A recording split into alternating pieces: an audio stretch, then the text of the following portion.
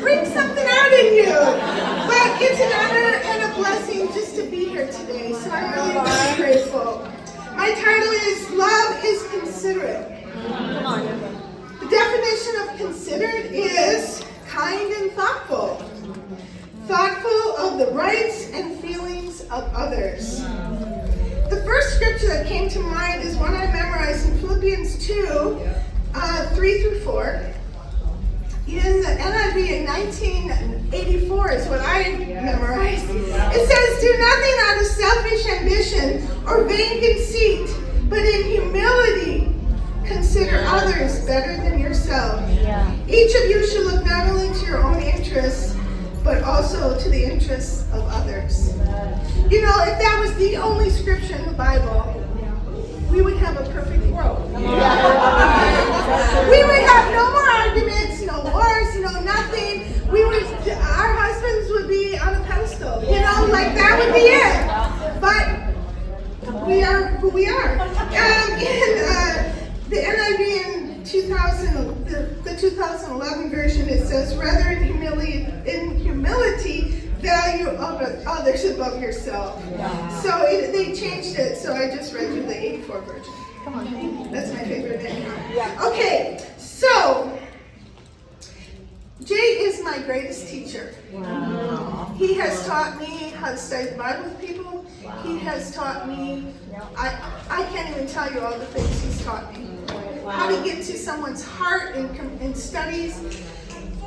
But I wasn't always teachable, okay? So, people laugh. It's true. Early in our marriage, Jay asked me, "Why do you do what your discipler asked you to do, but what I ask you to do doesn't get done?" That's true. He asked me that. I had to learn what was important to Jay had to become important to me. It wasn't an option. I needed to study my husband to find out and sincerely consider what's important to him. And the truth is that when we do that, it can bring out criticalness and self-righteousness in our hearts. Because for sure we think, why? Why is that important? Because we don't think the same. And if you didn't hear Denise and Nick last night, God puts the opposite people together. He just does that. And he has a sense of humor about all that. But if you haven't already noticed, you're different than your husband. And that's okay. But we actually did an activity early in our marriage that surprised me because we weren't considering each other. And the activity was pretty simple. You write down 3 things that make you feel loved and considered. So I wrote down my 3 things, and Jay wrote down his 3 things. I do not remember what 1 and 2 were, but I do remember what 3 was, and it was to be on time. And I thought, what in the world does that have to do with being loved and considered? Because I get up early. I'm not sleeping in. I'm not, I just always thought I was working really hard to make sure everything was done. But he felt so disrespected.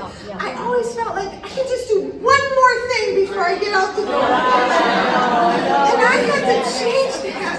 But I was so shocked. I was really clueless. What does that have to do with feeling loved? I had so much to learn.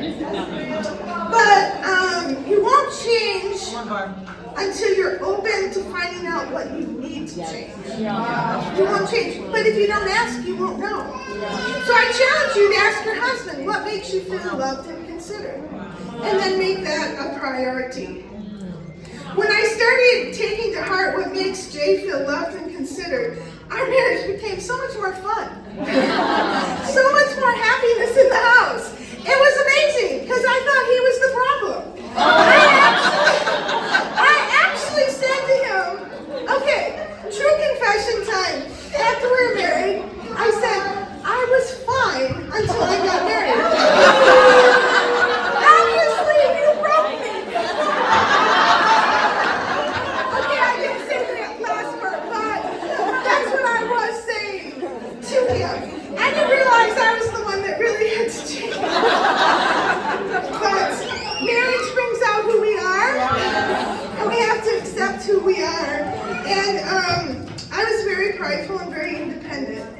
very obvious to everyone else but me. But, okay, I got it. But are you considering your husband above everything and everyone on the earth? Not above God. Not above God. God has to be number one in everyone's lives. And you can never take that away from your husband. Right. But you need to make him number one. And but the reality is we often give our husbands the leftovers. Yes. We often do. And these are some things I just came up with. You come up with the things that you feel take you away from considering your husband above everyone else. Our children. We have 3 children, very close in age.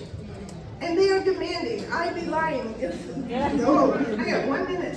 Okay, our children, our jobs, our own interests, our social media. You know, our social media becomes our boyfriends. We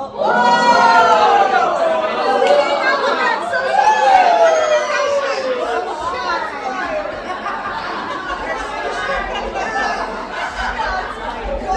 The reason our husbands don't feel considered is because at some point you have put your cross down.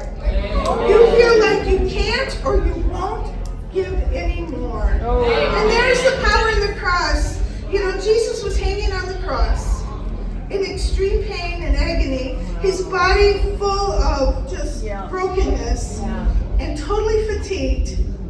But Jesus didn't lose his focus. He looked down in John 19, verse 26 to 27. He saw his mom. He said, when Jesus saw his mother there and the disciple whom he loved standing nearby, he said to her, "Woman, here's your son." And to the disciple, "Here's your mother." From that time on, this disciple took her into his home. So Jesus, at his weakest moment, did not forget or forget about his mom. He considered her to the very end to make sure she's taken care of. Our marriage grows over time. It changes over time. But we always have to adapt and change to whatever's going on. A couple of things you have to observe. How does your husband handle stress? How are you gonna support him when there's stress? And stress changes through life and things. How are you gonna do with the finance? What does your husband need from you about the finances? I just picked a few things.